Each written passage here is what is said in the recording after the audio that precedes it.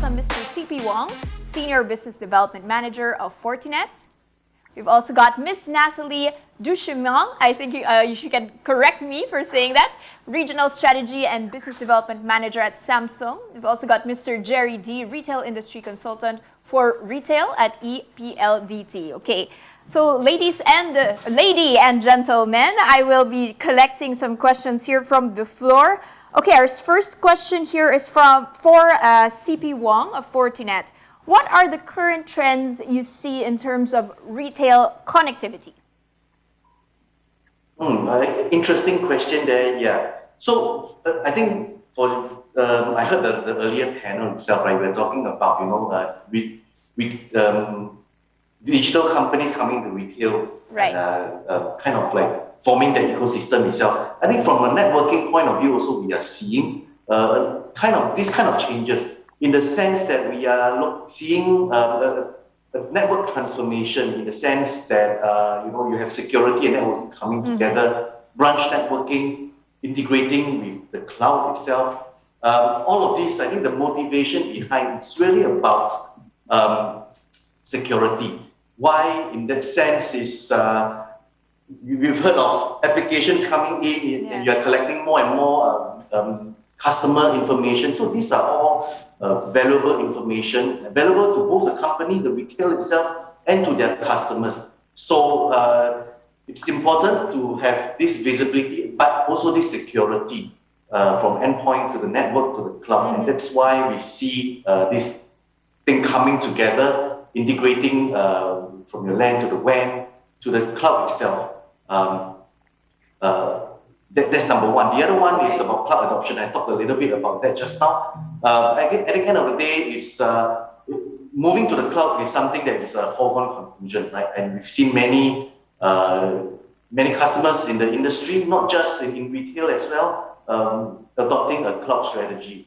But when we make that move, make that journey to the cloud itself, it looks like there is it necessitates a different way of treating a network, right? Security and network has to come together, viewed as one, not just from a technical point of view.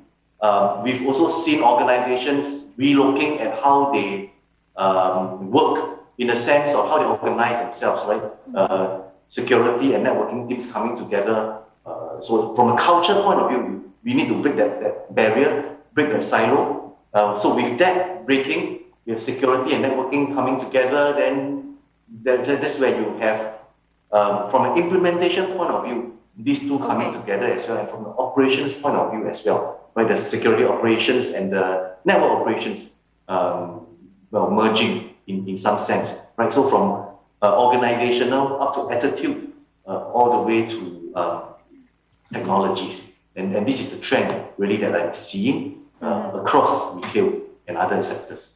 Excellent answer. Very specific there. Cybersecurity and networking are the current trends that you are seeing here.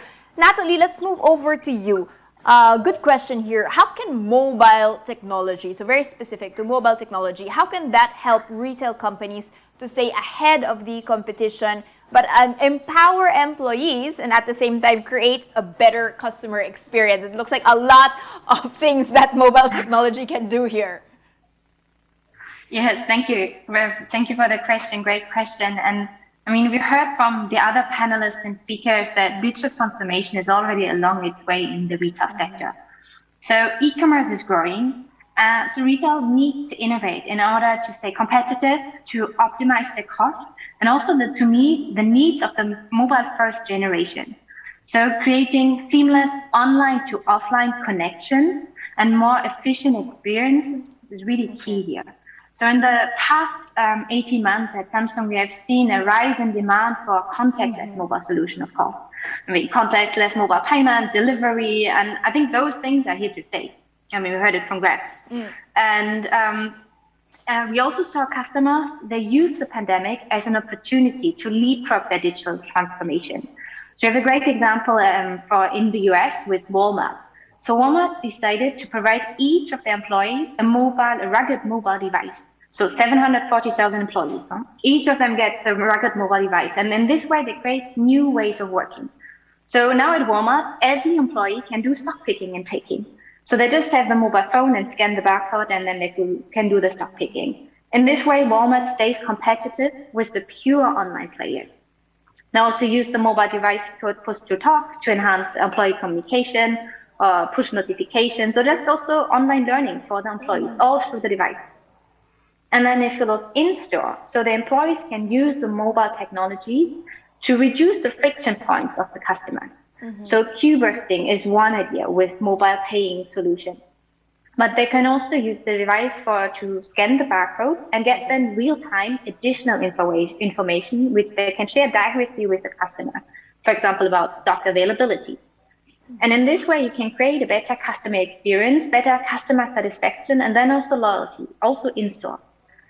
So in Walmart also, they're using, on top of it, our Knox mobile management solution to easily manage all those mobile devices and also secure them, and all this remotely. So I think for each company, if they're at the beginning of their digital transformation or just in the midst of it, a rugged mobile device with business-ready features like scanning can really help to reduce costs, enhance efficiency, and empower the company and the employees to reboot and tackle current but also future challenges with digital transformation.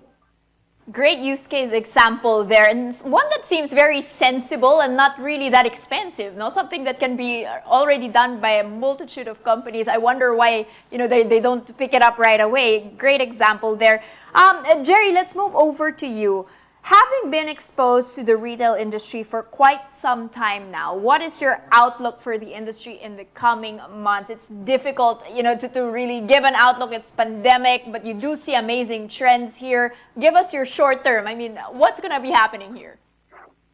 Yeah, hi, Danny. So just as most retail businesses remain optimistic, I believe that retail will start to see some level of recovery in the coming weeks or months as we draw closer to the festive season. With the government slowly reopening economy coupled with increased vaccination rates, declining COVID cases so far, plus the coming Christmas season and bonuses are all but critical factors in driving consumers slowly back to retail, I think. And Jerry, another follow-up question for you here. What advice would you give retailers still trying to recover due to the pandemic? Should you just go all in and go digital, go do what they're best at? What's your best advice? Yeah, so while economic uncertainty remains in the horizon, just as like what Natalie mentioned earlier, accelerating digital transformation should be on top of any business owner's priority list. Retailers should go with the flow and adapt the changing consumer mindset. And going digital not only to boost sales, but also to drive operational efficiency would be a good way to augment revenues. Consumers should have a more integrated shopping experience. It means making use of the different channels and platforms like physical stores to online to support a seamless brand and product experience. Because after the pandemic, consumers nowadays are not just purely physical shoppers, but virtual shoppers as well. So for now, my tip would be to just for retailers to stay resilient and driving innovation would be key. Excellent answer there. Very clear. No question, diba? Like, just go for it. There's no excuse right now. That's the only thing that can be done. Thank you so much, gentlemen and lady, for your wonderful insights.